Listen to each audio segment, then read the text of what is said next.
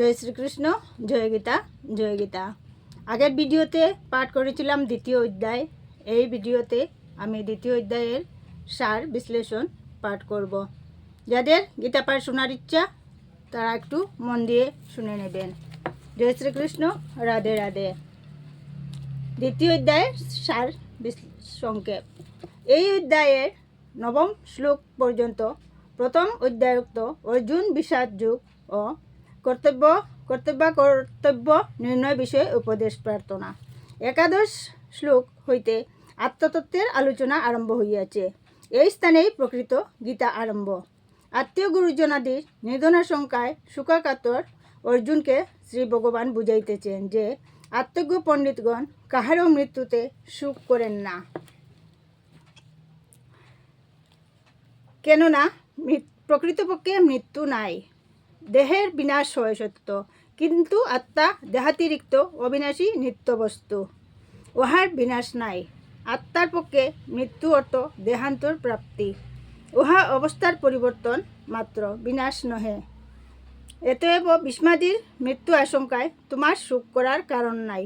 দেহাত্মা বিবেক অর্থাৎ দেহের নশ্বরতা ও আত্মার অবিনাশিতা বিষয়ে জ্ঞান উপদেশী এই কয়েকটি শ্লোকে বর্ণিত হইয়াছে। পরবর্তী 7টি শ্লোকে স্বধর্ম পালনের কর্তব্যতা, ক্ষত্রিয়ের পক্ষে ধর্মযুদ্ধ পরামুখতা, অকর্তব্য, অকৃতিকর ও নিন্দাজনক, এই জন্য ধর্মশাস্ত্রীয় ও লৌকিক উপদেশ দেওয়া হইয়াছে। কিন্তু এ সকল কথার অর্জুনের চিত্ত প্রসন্ন হইতেছে না। তাহার সংশয় এই, আত্মা অবিনাশী বলিয়া কি লোকহত্যার পাপ হয় না? মানিলাম যুদ্ধ ক্ষত্রিয়ের স্বধর্ম, কর্তব্যকর্ম তাই বলিয়া রাজ্যলাভ কামনায় গুরুজনাদি বোধ করিতে হইবে। এই নৃশংস কর্তব্যকর্মের পরিবর্জনই প্রয়োজন। অর্জুনের এই মনোভাব বুঝিয়া শ্রী ভগবান অপূর্ব যুগ ধর্মের ব্যাখ্যা করিলেন। শ্রী ভগবান বলিতেছেন, তুমি রাজ্য লাভ কামনায় যদি যুদ্ধে প্রবৃত্ত হও, তবে অবশ্যই তোমার সকল কর্মফল তোমাকে ভোগ করিতে হইবে। কিন্তু যদি তুমি যুগস্থ হইয়া কর্ম করিতে পারো, অর্থাৎ ফল কামনা বর্জন করিয়া লাভ ক্ষতি সিদ্ধি অসিদ্ধি সমজ্ঞান করিয়া যুদ্ধ করিতে পারো, তাহলে পাপ ভোগী হইবে না। এই সমস্তই যোগ, এই সমস্ত বুদ্ধিরূপ যোগী বুদ্ধিযোগ। এই সাম্য বুদ্ধিযুক্ত কর্মই নিষ্কাম কর্মযোগ। তুমি পাপ পুণ্য স্বর্গ নরক আদির কথা বলিতেছ, এ সকল কাম্যকর্মের ফল।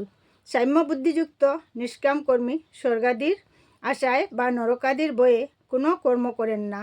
তিনি পাপ পুণ্য উভয়েই পরিত্যাগ করিয়া মোক্ষ লাভ করেন। কাম্যকর্মের নানাবিধ ফলকথা শ্রবণে তোমার বুদ্ধি বিক্ষিপ্ত হইয়াছে। তোমার বিক্ষিপ্ত বুদ্ধি যখন পরমেশ্বরে সমাহিত হইবে, তখন তোমার বিষয়ে আসক্তি দূরীভূত হইবে, তোমার প্রজ্ঞা স্থির হইবে, তুমি যুগে সিদ্ধ হইবে। যিনি সংযত ইন্দ্রিয় বিষয় বাসনা আত্মাভিমান ও মমত্ব বুদ্ধি বর্জনপূর্বক ঈশ্বর চিন্তায় একনিষ্ঠ, তিনি স্থিতপ্রজ্ঞ। চিত্তপ্রজ্ঞ ব্যক্তি আত্মবশীভূত ইন্দ্রিয়াদির দ্বারা কর্ম করিয়াও কর্মে আবদ্ধ হন না। এই অবস্থার নামই ব্রাহ্মীস্থিতি। এই অবস্থা লাভ করিয়া সাধক নিষ্কামভাবে যথাধিকার কর্ম করিয়া ও মৃত্যুকালে ব্রহ্মনির্মাণ বা মোক্ষ লাভ করেন। এই অধ্যায়ে প্রধানত আত্মতত্ত্ব বিষয়ক জ্ঞানের কথা আলোচিত হইতেছে। এই হেতু ইহাকে সংখ্যাযুগ কহে। সমগ্র গীতার জ্ঞান, কর্ম ও ভক্তি এই ত্রিবিধ যুগ এবং প্রসঙ্গক্রমে ত্রিবিধ পুরুষ প্রকৃতি, সংসার, মোহ, মোক্ষ ইত্যাদি বিভিন্ন বিষয়সমূহ বিভিন্ন অধ্যায়ে আলোচিত হইয়াছে। এই দ্বিতীয় অধ্যায়ে এই সকল সূত্রাকারে বিভিন্ন রূপে উল্লেখিত হইয়াছে। এই জন্য এই অধ্যায়কে গীতার্থ সূত্র বলা হয়।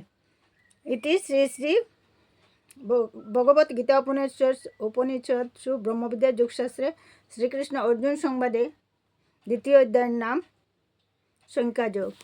জয় শ্রীকৃষ্ণ, রাধে রাধে।